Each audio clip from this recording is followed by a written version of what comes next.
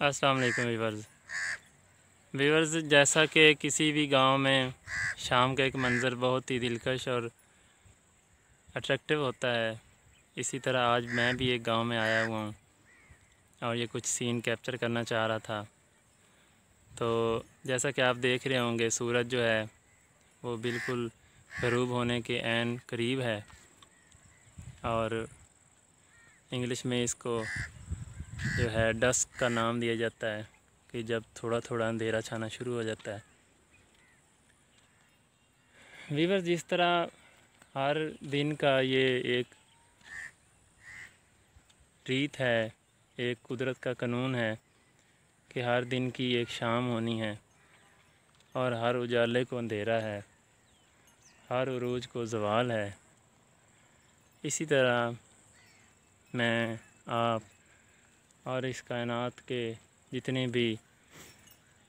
ज़िंदा मौजूदात हैं, उन्होंने एक दिन फना होना है और उनकी लाइफ एक दिन ख़त्म हो जाएगी। और ऐसे कई मनाज़िर हम अपनी लाइफ में आए दिन उसको ऑब्ज़र्व करते हैं, एक्सपीरियंस करते हैं, अपनी जागती आंखों से उनको देखते हैं। बट फिर भी क्या वजह है कि आखिर हम इन सब चीज़ों को देखने के बावजूद भूल जाते हैं कि हमें भी एक दिन मरना है और हम अपने अमाल की दुरुस्तगी के लिए कोशां होना तो दरकिनार, इस बारे में सोचते तक नहीं कि हमें एक दिन ये जग जो है जो छोड़ के चले जाना है और हमारी जो सांसें हैं वो एक दिन थम जाएंगी। हमारे लिए इस दुनिया का वक्त रुक जाएगा और हमारे पास और कोई टाइम नहीं होगा और कोई मौका नहीं आएगा, बिकॉज़ इंसान को ये लाइफ एक ही दफ़ा जो है वो दस्तयाब होती है और उसी की बेस पे आगे उखरवी फ़ैसले जो हैं वो होंगे। एक आम इंसान की तरह, और अल्लाह का लाख लाख शुक्र है कि जिसने मुझे नाचीज़ और आप सब को इस मुस्लिम उम्मा में पैदा किया और इस्लामी घराने में हमारी पैदाइश हुई और हमें अल्लाह ने मुसलमान बनाया। तो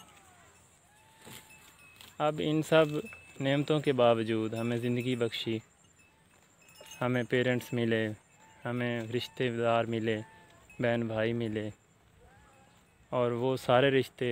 जो कि एक नॉर्मल ज़िंदगी में इंसान उनको फ़ील करता है और उनसे खुशियाँ लेता है। तो इसके अलावा रिज़्क़ दिया, अच्छे दोस्त दिए, एक रहने के लिए अच्छा मुल्क दिया। तो आखिर क्या वजह है कि आप और मैं जब भी इस दुनिया के कारनामे और करतूत ख़बरों पे या वैसे भी सोसाइटी में इन पर्सन जब हम ऑब्ज़र्व करते हैं तो वो ऐसे कोई काबिल सताइश और सेटिस्फैक्ट्री नहीं होते। उसमें हमें यही लग रहा होता है कि जैसे सेटलिंग पावर्स जो हैं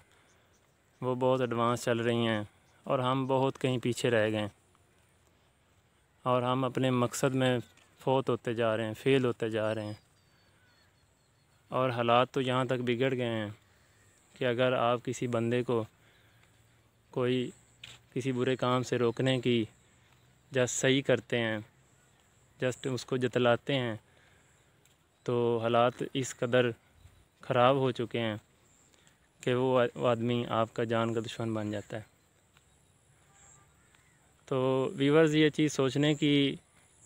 ज़रूरत है आज सब लोगों को कि आखिर इस नहज पे हम क्यों पहुंच गए हैं। तो व्यूअर्स, जैसा कि एक बिल्डिंग बनानी हो आपने और जैसा कि उस बिल्डिंग की जो सबसे टॉप फ्लोर है वो तब तक नहीं बन जाता जब तक कि निचले सारे फ्लोर्स ना बने हों।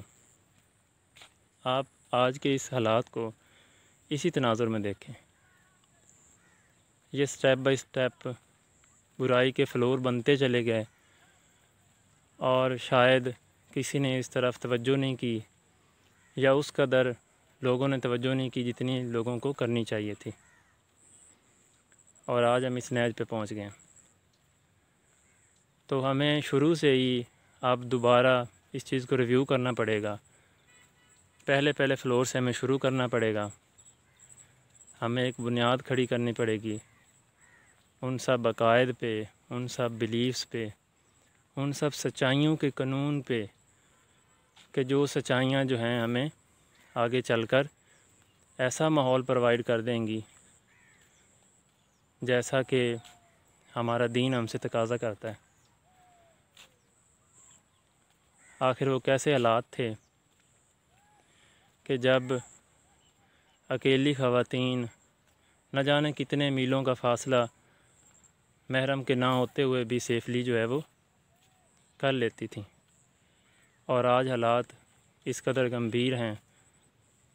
कि छोटे बच्चों के साथ इस तरह के अफ़ाल किए जा रहे हैं कि जो नाकाबिल बयान हैं, और जिनको बयान करते हुए इंसान शर्म से डूब मरता है। तो व्यूअर्स, अपनी इस उम्मत के बका के लिए, अपनी इस उम्मत की बका के लिए और आने वाले लोगों की भलाई के लिए, क्योंकि हम में से अक्सर लोगों ने अपनी उम्र का ज़्यादा हिस्सा गुजार लिया होगा, बट हमें ये सोचना चाहिए कम अज़ कम हम, जैसा ये अभी कोई फसल है, इसका बीज आप देख रहे हैं, जस्ट ये कोंपलें निकली हुई हैं, तो हमें कम अज़ कम यहाँ तक तो उनके लिए प्रिपरेशंस करके जानी ही चाहिए, कुछ एफ़र्ट्स करके जानी ही चाहिए, ताकि वो आएँ, वो देखें कि हमारे बुज़ुर्गों ने कम अज़ कम कुछ मैदान हमवार किया, उसमें बीज बोया, थोड़ी थोड़ी कोंपलें भी निकलीं, बट उनकी शायद ज़िंदगी का टाइम ही उतना था और वो चले गए। तो क्यों ना हम भी इसमें कुछ प्रोसीड करें, हम भी इसको कुछ आगे लेके जाएं, इस प्रोग्राम को, इस एजेंडे को, इस मकसद को जो कि यूनिवर्सल मकसद है। और हमें उन सब बंदिशों से और उन सब हमारी जो सोच को मुक़य्यद करती हैं जो भी एलिमेंट्स और जो भी एंगल्स जो हैं, जो भी नुक्ता नज़र जो है, हमारी कैद, हमारी जो सोचें हैं उनको मुक़य्यद कर देती हैं, हमें उन सब ज़ंजीरों को तोड़ना होगा। नाज़रीन, आज हमें ये नहीं सोचना होगा कि हमारा पड़ोसी अमीर है, हमारी फ़लाँ बंदा जो है वो फ़लाँ ज़ात का है, फ़लाँ बंदा जो है फ़लाँ कैडर का है, फ़लाँ बंदा जो है वो फ़लाँ सेक्ट का है। अब मैं आपसे अगर ये सवाल पूछूं कि क्या जब इस्लाम तरवीज पाता रहा, क्या उन लोगों ने जिन्होंने इस्लाम को तरक्कियाँ दी और जिनके ज़रिए, जिन पे अल्लाह का इनाम हुआ और जिनके ज़रिए अल्लाह ने अपने दीन को फैलाया और उनके बाकायदा उनके लिए इनामात की बाकायदा तस्दीक कुरान मजीद में आई, क्या उन लोगों ने ये सब सवाल अगर उनके ज़हन में होते कि फ़लाँ सुन्नी है, मैं उसके साथ ऐसा अच्छा सलूक क्यों करूं, या फ़लाँ शिया है, या फ़लाँ जो भी किसी सेक्ट से बिलोंग करता है वगैरह वगैरह, तो या फ़लाँ अमीर है, फ़लाँ गरीब है, वो सिर्फ़ ये देखते थे कि फ़लाँ बंदा कलमा गो है, हमारे प्यारे नबी हज़रत मोहम्मद सल्लल्लाहु अलैहि वसल्लम का मानने वाला है, अल्लाह को इलाह मानने वाला है, और आप सरकार सल्लम को अल्लाह का आखिरी नबी मानने वाला है। तो यही वो नाज़रीन, यही वो धागा था कि जिनमें उन्होंने अपनी ज़ातों को, अपनी पर्सनैलिटीज़ को परोया, और वो एक ऐसी तस्बीह बनी कि जिसके गीत आज भी लोग गाते हैं और जिसकी मिसालें और जिसकी तारीफ़ें रहती दुनिया तक मौजूद रहेंगी। हम वैसे तो इस पाकिस्तान को लेके ये ज़रूर सोचते हैं कि हम अपनी वीमेंस को एम्पावर करना चाह रहे हैं, हम ऐसा करेंगे, हम वैसा करेंगे, बट एक्चुअल में क्या है, एक्चुअल में हमारी बेचारी ख़वातीन वाक़तन डरी हुई होती हैं, घर से निकलते वक्त डर रही होती हैं, एक लड़की अच्छा पढ़ रही होगी बट वो शायद आगे एजुकेशन उसके पेरेंट्स गांव की ख़ास तौर पे लड़कियां ज़हीन होती हैं,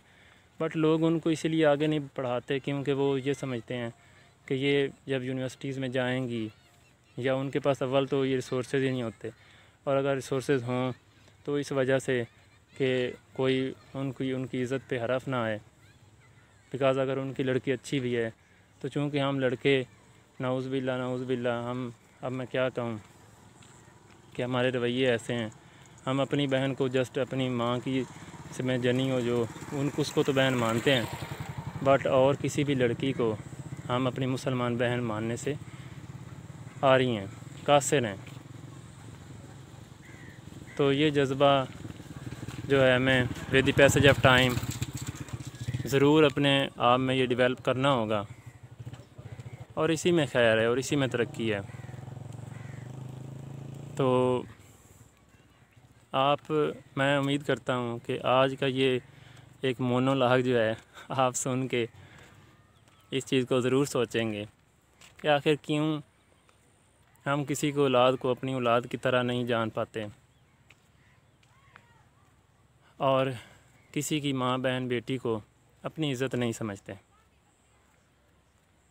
तो आप देखें, अगर इंटरनेशनल पॉलिटिक्स देख लें या एक हिस्ट्री देख लें तो आज पूरा कुफार और उनके कंट्रीज़ और उनकी सारी पावर्स वो ये नहीं देखती हैं कि ये पाकिस्तानी है, ये इजिप्टियन है, ये सऊदी अरेबियन है, या ये किस मुल्क से बिलोंग करता है। वो ये देखते हैं कि ये बंदा मुस्लिम है, इसके ख़िलाफ़ जो बन पड़े कर गुज़रो, और वो इस चीज़ में बड़े फोकस्ड हैं, बड़े क्लियर हैं, बड़े डिटरमिन्ड हैं। और हमारी यूथ को उन्होंने बड़े ओछे हथकंडों में लगा दिया है, बड़े ओछे अमूर में जो है उनको इंडल्ज कर दिया है। टिकटॉक पे ऐसी वीडियोस या जो भी सोशल मीडिया के ऐसे प्लेटफार्म्स हैं उन पे ऐसे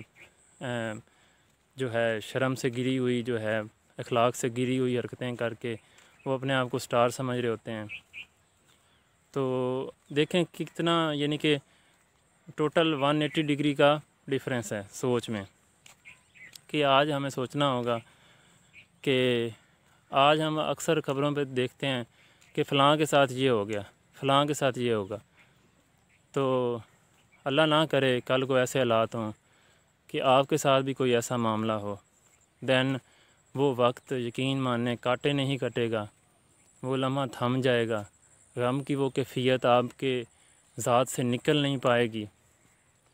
और वो चीज़ें अनबियरेबल होंगी। तो उन हालात के आने से पहले क्यों ना आज हम वक्त का कुछ टाइम निकालें और किसी जगह तन्हाई में बैठ के अपने आप को रिव्यू करें कि आज मैं 25, 30, 35 साल, 40 साल का हो गया हूँ, मुझे क्या बनना था और मैं क्या बन गया हूँ। खुद को रिव्यू करें, खुद से सवाल करें और ये देखें कि अल्लाह ने आपको इस उम्मत में जब पैदा किया है तो क्या आप पे कोई ज़िम्मेदारी नहीं डाली होगी, या आप वो ज़िम्मेदारी लेने के लिए तैयार ही नहीं हैं। क्या आप इतने कमज़ोर हैं कि ख़ुद को चेंज नहीं कर पाएंगे। क्या आप इतने कमज़ोर हैं कि आप शैतान के हाथों इस तरह ही खिलौना बन के खेलते रहेंगे और वो आपको दोज़ख की आग के करीब से करीब तरक करता चला जाएगा और आप होते चले जाएंगे। क्या आप ज़रा भी नहीं सोचते? क्या आप आज खुद पे जब ये फोकस करेंगे तो मैं ये दावे से कहता हूँ कि आपको ज़्यादा अरसा नहीं चाहिए होगा। अगर आप 40 साल में वो बन गए हैं जो कि शायद आपको नहीं बनना चाहिए था, आपको, मुझे, ये इन सब बातों में मैं ख़ुद को इंक्लूड रखूँगा, तो अगर हम वो नहीं बन पाए हैं तो हमें, अगर आज भी ये बात हमारे दिल में आ गई है तो दैन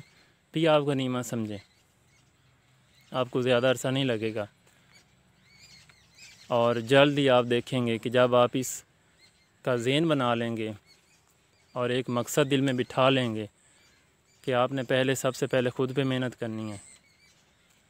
अपने अखलाक, अपनी सोच, अपनी आदत और अपने आप में जो बुराइयां हैं उनको एक एक करके मिटाना है। अगर आप ये देखते हैं अपनी ज़ात में कि आप कभी छोटी मोटी बातों में ऐसे छोटे छोटे दुनियावी फ़ायदों के लिए झूठ बोल लेते हैं, होता है ऐसा, इंसान है, हम कर लेते हैं समटाइम्स। तो आज से इस चीज़ पे काम शुरू करें कि आपने छोटे दुनियावी फ़ायदों के लिए झूठ नहीं बोलना। इसी तरह अगर आप ये समझते हैं कि आप अपने पेरेंट्स की उस कदर नहीं करते थे, उनको उस कदर रिगार्ड नहीं देते थे जिस कदर के रिगार्ड शायद आपको देना चाहिए था, तो देन क्या है कि आप आज से ही उनको एक्स्ट्रा वैल्यू देना स्टार्ट करें। यकीन माने ये चीज़ आपको इतना ऊपर लेके जाएगी, बिकॉज़ माँ बाप की जो दुआएं होती हैं वो इंसान की तकदीर बदल देती हैं। आप जितने भी औलिया अल्लाह और जो अल्लाह के मुकर्रब बंदे हैं उनकी ज़िंदगियों के बारे में अगर आप पढ़ें तो आपको ये जान के हैरत होगी कि उनकी ज़िंदगियों में दो चीज़ों का बहुत ज़्यादा मेन रोल था। एक उनके पेरेंट्स का और एक उनको जो फीड करवाई गई, जो खुराक दी गई उनको, उस खुराक का। आप अपने औलाद को जो है रिज़्क़ हलाल दें, अपने आप को चेंज करने की ट्राई करें। इन दो चीज़ों पे अगर आप काम आज से स्टार्ट करना शुरू कर देंगे तो मुझे अपने रहीम अल्लाह पाक से बड़ी ये उम्मीद कवी और उम्मीद वासिक है कि इस उम्मत के हालात बदलना शुरू हो जाएंगे और जो घड़ी की सुइयां हैं और वो रिवर्स चलना शुरू हो जाएंगी। तो इस दुआ के साथ कि आप इन बातों को थोड़ा गौर से सुनेंगे, एक दफ़ा नहीं 2 दफ़ा इस वीडियो को सुनें, 3 दफ़ा सुनें, लोगों से इसके बारे में डिस्कशंस करें और फिर कुछ कंक्लूजन्स करें। इस चीज़ से कतई नज़र कि कोई एक बोलने वाला कुछ बातें बोल के उसने यूट्यूब पे डाल दी हैं, इस उम्मीद से कि शायद कुछ लोगों की ज़िंदगियों में कुछ पॉजिटिव चेंज आए और उस बोलने वाले की ज़िंदगी में भी कुछ पॉजिटिव चेंज आए। इस दुआ के साथ कि अल्लाह पाक हमें ऐसा मुसलमान बना दे कि जिससे कल को रोज़े महशर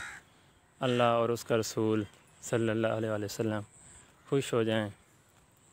और वो बंदा जो है अपने खालिक के हुज़ूर शुक्राने का सजदा कर सके